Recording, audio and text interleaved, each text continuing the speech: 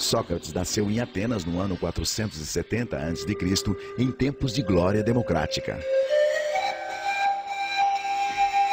Filho de um escultor e de uma parteira, foi soldado, escultor, senador e, a partir da maturidade, filósofo.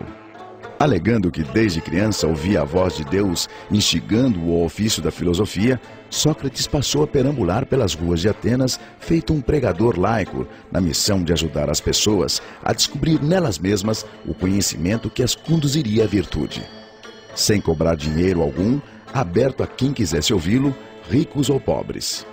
A pergunta essencial de Sócrates era: o que é a essência do homem? E ele respondia: o homem é a sua alma. Alma como razão, o eu consciente, a consciência intelectual e moral, o que distingue o ser humano de todos os outros seres da natureza. Sócrates e os filósofos sofistas abandonaram a preocupação dos filósofos pré-socráticos em explicar a natureza e se concentraram na problemática do homem. No entanto, contrário aos sofistas, Sócrates se opunha ao relativismo dos seus valores.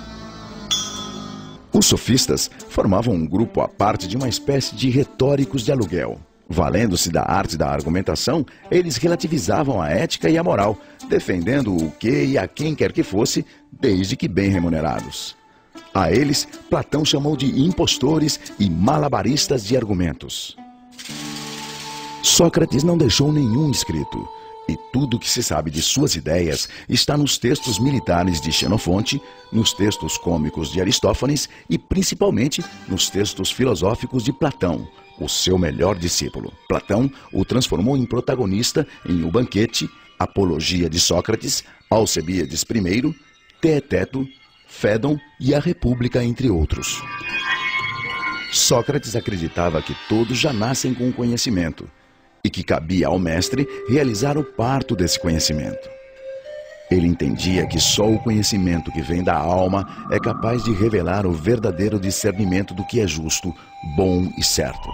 Para partejar esse conhecimento, Sócrates aplicava um método dialógico que ele chamou de maiêutica, termo do latim obstetritiaorum, funções da parteira, em clara referência à sua mãe. Ele dizia que assim como sua mãe ajudava a trazer à luz a vida, o filósofo ajuda a trazer à luz a verdade. Basta usar a razão.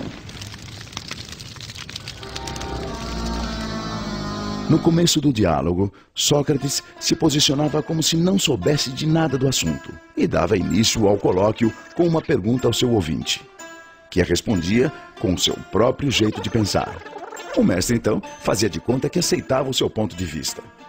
Porém, com um senso de humor que desorientava o interlocutor, a chamada ironia socrática, ele contra-argumentava e buscava convencer o ouvinte da esterilidade e contradições de suas reflexões, levando-o a admitir o seu equívoco e o seu desconhecimento.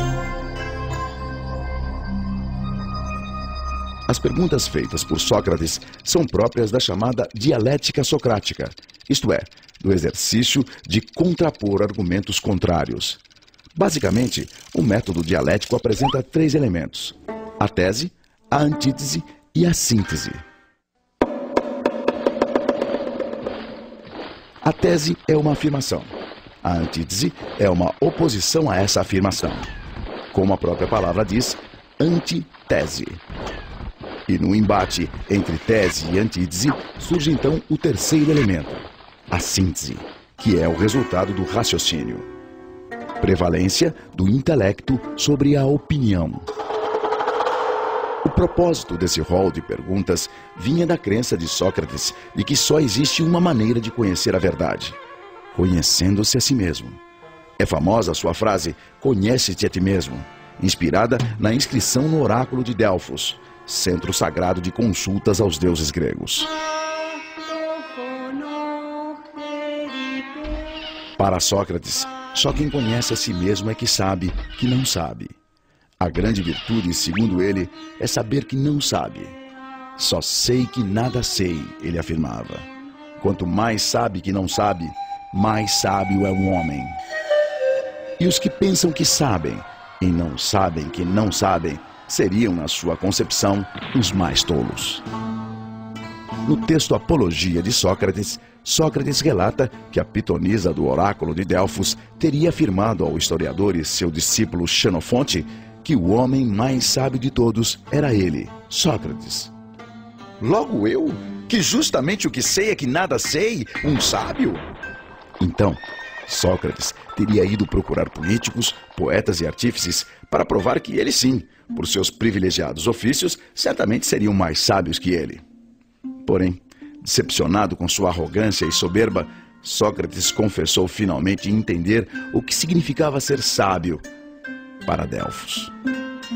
Sábio é o homem capaz de perceber seus limites e imperfeições, compreender as ilusões das aparências, a efemeridade das paixões e, com a razão, controlar-se. Só assim saberá depurar seu coração e sua alma e agir com justiça e retidão. A crítica àquelas 3 categorias de cidadãos pesquisados por Sócrates resultou em ódio e vingança dos seus desafetos, culminando em sua condenação à morte por envenenamento por cicuta, promulgada por um tribunal. Seus acusadores foram Meleto pelos poetas, Anito pelos artífices e Licon pelos políticos. Eles acusavam Sócrates de 2 crimes: corromper os jovens com suas ideias subversivas e negar a existência dos deuses atenienses. Recusando-se a abrir mão de suas ideias, que o libertariam da condenação abrandada para exílio, Sócrates enfrentou a morte aos 71 anos como um ato de coerência e dignidade. No dia de sua execução, narrado na Apologia de Sócrates, o mestre reuniu os amigos e discípulos e, antes de beber o cálice fatal, despediu-se. Se de fato é como um sono, a morte seria um maravilhoso presente, porquanto todo o tempo se resume a uma única noite. Se, ao contrário, a morte é como uma passagem deste para outro lugar e que lá se encontram todos os mortos, qual o bem que poderia existir, ó juízes, maior do que este? Mas já é hora de irmos. Eu para a morte e vós para viverdes. Quem vai para a melhor sorte, isso é segredo, exceto para Deus.